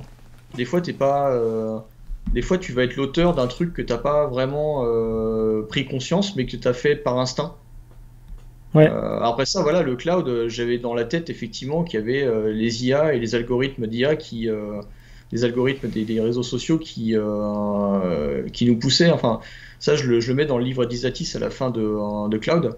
Ouais. J'en parle, je parle des Terminators en fait, parce que tu vois aujourd'hui. Euh, le marché financier, c'est modelé, il est activé par des IA en fait. C'est des trucs qui prennent des décisions ultra rapidement pour optimiser, Oui, oui, mais oui, rendre. les microsecondes, les trucs comme ça. Bah, Voilà. Et ces machines, bah, en fait, elles dirigent notre vie. Tu te dis, bah tiens, le métier des gens qui bossent dans certains milieux, leur rémunération ou la boîte dans laquelle ils bossent qui risque de couler ou qui risque enfin, ou au contraire prendre de la valeur, mais prendre de la valeur provisoirement parce que en fait l'IA va décider qu'au final il serait temps de vendre les parts. Ben, tout ça c'est un marché qui est dirigé par des IA, donc euh, c'est aussi ça ouais, pour moi c'était tout ça quoi. C'est toute cette agressivité invisible euh, qui n'a pas de forme. dans le chat, si vous avez des questions, si vous voulez, Ouais, tiens, on peut faire une petite série de questions ouais, si vous voulez qu'on pour les rebondisse. courageux qui sont encore là. En attendant, je vais montrer quelques couvertures. Donc, il y aura 3 versions, hein, de Cloud. Il y a cette première version qui est la version, on va dire, couleur, version régulière, hein, disons. Avec Ouais, la couverture métallisée. voilà, un peu Euh, ça. Fameux voilà. cover métallisé là. Qui a été un gros travail de fabrication, sur lequel Yuck a bien sué sang et eau. Et, euh, et sur lequel l'imprimeur s'est bien arraché les cheveux aussi. Hmm. Est-ce que, Ah, ils ont fait du bon boulot, hein. est-ce que tu peux nous en dire plus sur les 2 autres versions, Florent? Donc il y a une version. Alors il y a une version noir et blanc. Enfin, il y a deux versions noir et blanc en fait. La version noir et blanc donc de Mommy que vous voyez là avec funérailles en couverture.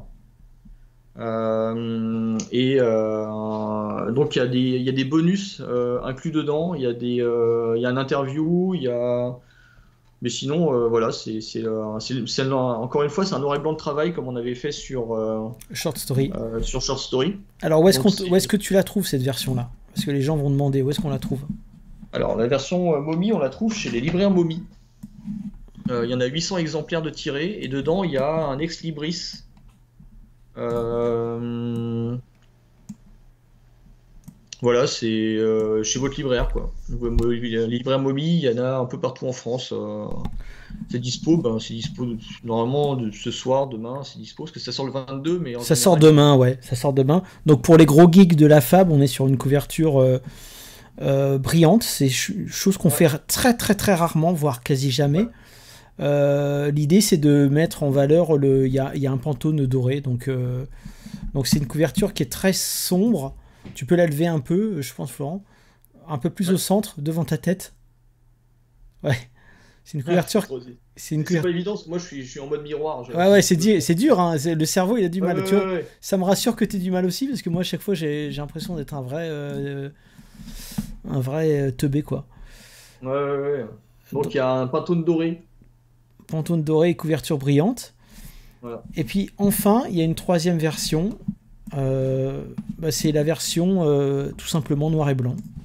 Voilà, version noir et blanc Pour ceux qui préfèrent le noir avec. et blanc, Rue de Sèvres a Voilà. choisi de faire une version noir et blanc avec un embossage pour les geeks de la Fab, un embossage, donc c'est-à-dire le titre qu'on voit là. Il est Alors non, c'est pas non, un non, c'est pas, emboss, pardon, c'est pas un c'est un embossage, vernis sélectif. c'est un vernis sélectif. Ouais. Pardon. Donc le titre est en vernis sélectif, blanc sur blanc, donc qui est vraiment chouette aussi. C'est très délicat, ouais. Il y a des gens qui préfèrent les versions couleur, il y a des gens qui préfèrent les versions noir et blanc. Bon, on a choisi de faire les deux. Et puis celle-là, elle est bien représentative aussi du cloud, hein, tout simplement. Mm. Donc voilà. Alors cette version-là, par contre, n'a pas de bonus supplémentaire. C'est stricto sensus le même que la version couleur, à la seule différence Avec que c'est en un. noir et blanc, quoi. Ouais, si, il y a un frontispice Ah à oui, t'as l'intérieur. raison. Ah oui, oui, ouais, bah, tu vois, j'ai complètement oublié. Il me semblait que c'était que dans la version momie. Donc tu Ouais. vois, Non, la version mobile, il n'y a pas de frontispice, il y a un ex il y a un libris. ex libris, Voilà. exactement. Alors dis-nous la différence entre les deux. Alors le frontispice, c'est un tirage à part qui est incorporé à Qui la est collé, pagination. voilà, qui est collé dans le bloc.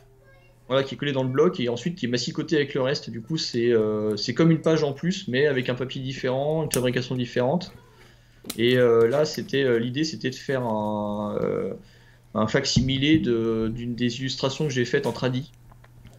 Ouais, Oui, il y a une expo de prévue. Woodlist demande et il y a une expo de prévue avec Grenoble, avec Momi Grenoble, du 6 janvier, qui devrait durer 2 mois, qui va commencer le 6 janvier. Il y aura des originaux parce que j'ai mis j'ai travaillé un petit peu avec. J'ai mis quelques originaux dans la BD. Il y a un petit peu d'aquarelle, des dessins que j'ai fait en tradi, quoi. Mm. Et parce que je voulais pas faire tout en numérique. Je voulais qu'il y ait un petit peu de tradi. Je voulais que et potentiellement peut-être faire quelques pages en tradi à l'avenir pour euh, parce que je sais pas le fait de faire que en numérique ça commence à me fatiguer. J'aime bien. Après ça, je me suis éclaté hein, sur celui-là parce que j'ai trouvé une nouvelle méthode de couleur. Euh, mais l'aquarelle, j'ai repris goût ouais, à en ben, faire. moi c'est pareil, là sur mon tome 3 de MFK2, je vais repartir sur certains trucs tradis. C'est vrai que ça, au bout d'un moment, on a envie de s'y remettre. C'est tellement le rapport basique au papier, Ouais. au dessin, que ouais, je comprends tout à fait le délire. Et moi aussi, je suis un peu là-dedans en ce moment. Et donc, bah Ouais, ouais. écoute, ouais, est-ce que vous avez des questions? On demande si la couverture blanche, donc la version noir et blanc, c'est aussi du tirage limité. Ouais, bonne question. Alors dans un sens c'est limité parce que ils en ont tiré 3000 je crois Ouais. Est-ce- et ils en tireront pas plus. C'est un peu comme Short Story, on en avait Rue de Sèvres, on a tiré 4000 de noir et blanc Ouais. et ça sera jamais retiré. C'est ça. Donc il n'y aura pas de tirage supplémentaire. Par contre, c'est pas numéroté. Voilà, c'est la Alors différence. Jacques Jacoli, pardon, à chaque fois je me trompe. Jacques Jacoli. Est-ce que tu travailles seul ou parfois avec un scénariste? Bah en fait, bah tiens, je voulais en parler, Ron. On n'en a pas parlé de Short Story. Parce qu'avant de faire Cloud, on a fait Short Story ensemble. Ouais. Toi, tu as été le scénariste dessus. Ouais. Et en fait, ça a augmenté mon niveau d'exigence avec moi-même. J'ai trouvé ça intéressant parce que tu me poussais vraiment à faire à aller plus loin pour Short Story. Et j'ai trouvé ça super intéressant et assez rafraîchissant parce que je me disais que j'étais plus le seul maître à bord de mon histoire et que je pouvais me reposer aussi sur ton exigence et ton savoir-faire en termes de storytelling. Parce qu'en plus, moi, j'étais perdu dans le récit. Short Story, pour ceux qui s'intéressent, ils peuvent peut-être se référer à d'autres Twitch qu'on avait fait, dont on a parlé. Mais là-dessus, tu avais vraiment une idée précise de ce que tu voulais faire et pour ça, tu devais me maintenir dans une forme d'ignorance. Parce que moi, je ne devais pas savoir qui était le tueur éventuel. Parce que si je le savais, si j'avais une idée trop précise, je risquais de mettre des indices. Ouais. Bon, moi, l'avantage, c'est que je savais pas non plus. Mais c'est vrai qu'il fallait pas trop orienter le récit. Voilà. Mais après, l'exigence que j'avais, moi, sur Hot Short Story, c'était avant tout une exigence historique. Et puis, des fois, j'ai même parfois du mal à me présenter comme scénariste de Short Story, parce que j'ai l'impression que la scénariste de Short Story, qui nous a pas filé d'ailleurs tout le scénario, c'est Elisabeth Short. Tu vois, on était tellement dépendants finalement de elle, d'une certaine manière, des documents qu'on trouvait sur elle, que c'était assez compliqué. Ouais, mais tu sais qu'il y en a qui pensent que l'adaptation, c'est la forme suprême d'écriture. Ah ouais, peut-être. Ouais, mais adapter, c'est peut-être ce qu'il y a de plus dur en fait. Bah, parce qu'on n'est pas libre, hein. C'est clair qu'on n'est pas libre. Du tout, ouais. Et par contre, pour autant, ton écriture, elle se ressent dedans. Enfin, je veux dire, les choix, l'édition et le bouquin, c'est un bouquin écrit par Ron, quoi. Et je pense que c'était vraiment une chouette expérience. Après ça, voilà, pour répondre à Jacques Jacoli, je dessine très peu avec un scénariste. Enfin, je crois que j'ai fait un seul projet. Enfin, si, on a fait un autre projet tous les deux. On a fait 2 projets en fait. On a fait 2 autres projets avant Short Story. Un de 5 pages dans. Ouais, un petit 5 pages. Ah non, attends, on a fait aussi. Et on a fait le truc justement avec Céline Tran. Avec Céline Tran, ouais, effectivement. Voilà. Ça, c'est les rares projets que j'ai fait avec un scénariste. C'était toujours toi le scénariste en fait. Ouais. Et j'ai eu ce privilège. Ouais, je sais pas si c'est. Bon, en tout cas, ça s'est bien passé, on est content et on remettra le couvert, donc c'est bon signe. Mais ouais, c'était super intéressant et j'aime bien écrire aussi, donc voilà. Ouais. C'est vrai que c'est passionnant. En plus, toi, ce qui est bien, c'est que contrairement à moi, qui commence un peu vu mon grand âge, à fatiguer, toi, je trouve que tu gardes le feu sacré encore. Tu vois, ça se ressent vachement dans Cloud. Tu vois, on se dit, mais ça y est, le mec, il repart sur un cycle. Allez, vas-y. Il t'envoie le boulet sur chaque page. C'est impressionnant. Donc je pense que les gens... j'ai l'impression que l'escrime médiévale, ça m'a redonné envie de raconter des trucs parce que je me suis dit, mais en fait, j'ai pas fait le tour. Moi non plus, j'ai pas fait le tour, mais pour autant, des fois, je me dis, ok, c'est quand même un boulot... Enfin, c'est quand même... c'est un gros boulot. Hein. C'est un sacerdoce. Hein. Et puis toi, t'enchaînes. Putain, t'enchaînes. T'imagines, ça fait... Là, depuis qu'on est passé chez Rutsev, t'as sorti 3 projets. C'est un truc de fou. Moi, j'ai l'impression que Rutsev, on y est passé avant-hier. Hein. Tu vois, et toi, t'as sorti 3 BD, tu vois. Donc, moi, ça m'impressionne toujours autant. Florent, il m'impressionne toujours autant par tout. Hein. Son talent de narrateur et de dessinateur. Mais et puis on sent qu'il y en a encore sous la pédale, quoi. Donc c'est assez fabuleux à ce niveau-là. Je rêverais d'une série, bordel, sur une série bien produite. Je sais pas si ça serait sur Netflix, Amazon, HBO, je sais pas où. Écoute, ouais, pourquoi pas, parce qu'en fait, tu vois, là, il y a eu un Blue Eye Samurai, j'ai trouvé ça vraiment bien produit, quoi. C'était sur quoi ? C'est sur Netflix. Ok. Ouais, c'est quoi ? Netflix, il y a des fois, je me dis, c'est un peu l'impasse. Ouais, ça dépend. Des fois, il y a à boire, à manger. Hein. C'est qui tout double, j'ai l'impression. Ouais, c'est ça. Ouais. C'est ça. Mais en tout cas, Blue Eye Samurai, vraiment bien produit, bien écrit. pas grand chose à reprocher à un truc intéressant comme ça, quoi. Ouais, il y a Yuzu qui est en train de casser nos rêves en disant oh là, l'audiovisuel en ce moment, c'est pas trop ça, les gars. Yuzu, je te le dis. Il y a Proto Navi qui est d'accord avec nous. Ouais, et bah Yuzu, je te le dis tout de suite, l'audiovisuel, on va s'y remettre prochainement, là. Donc, reste au garde à vous, là, et puis essaye de voir ce qu'on va pouvoir faire, parce que merde, je pense que c'est le moment, là, c'est l'heure. Oui, il y a des trucs à faire. Non, mais il faut pas désespérer. C'est pas parce que Marvel se plante enfin que il faut désespérer. Au contraire, il faut se dire bah voilà, il était temps, quoi.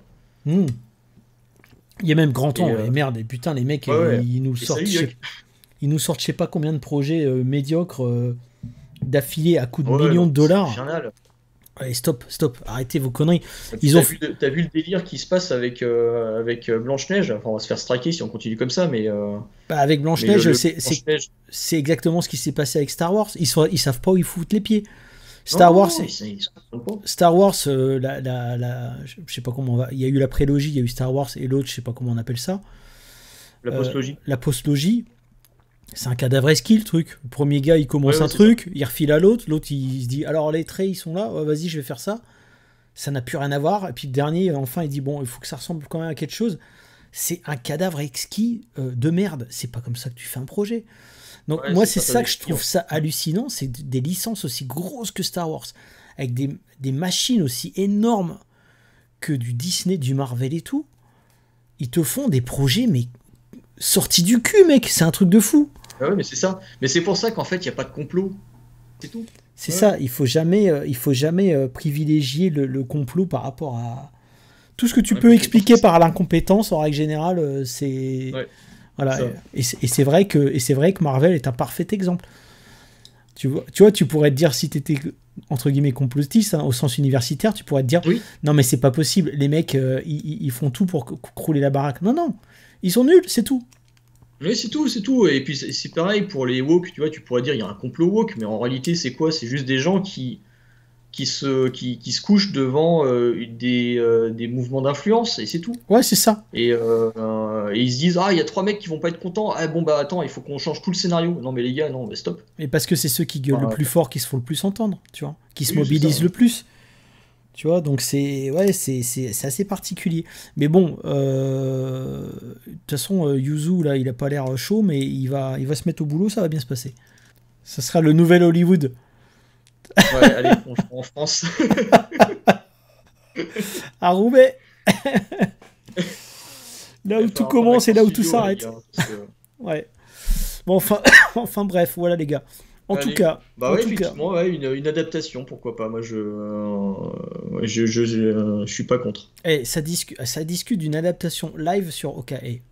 Ok. Ouais. Donc, je me dis, tout est possible.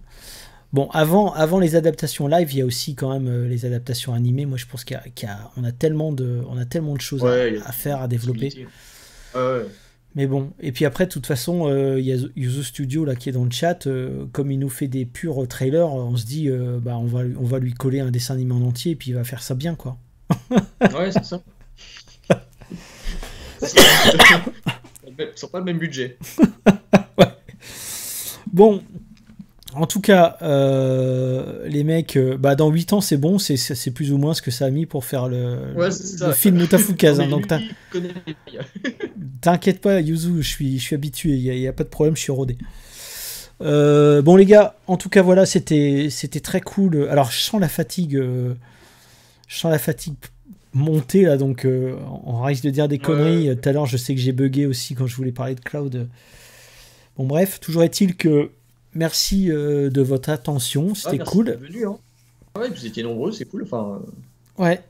Et puis je vois qu'il y a Yuck qui est là, il y a du Yuzu, il y a du Yuck, il y a du Tony, il y a du Prince Rours. Et puis il y a plein de gens qu'on connaît pas, donc j'imagine que c'est des nouveaux qui nous suivent. Donc c'est cool. J'espère que ça leur donne envie de lire. Ouais.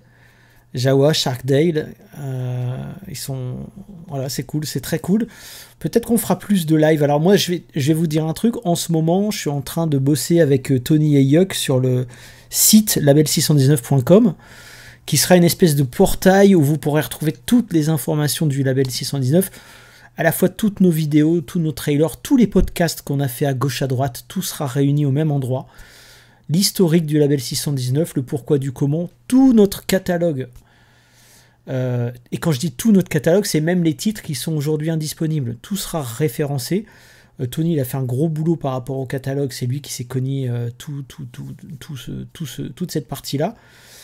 Aussi des articles de blog qui vont parler à la fois des nouveautés, mais aussi de faire des petits flashbacks sur ce qu'on a fait avant, sans qu'il y ait pour autant de lumière dessus. Par exemple, notre grande expérience dans le monde du catch, très peu référencée.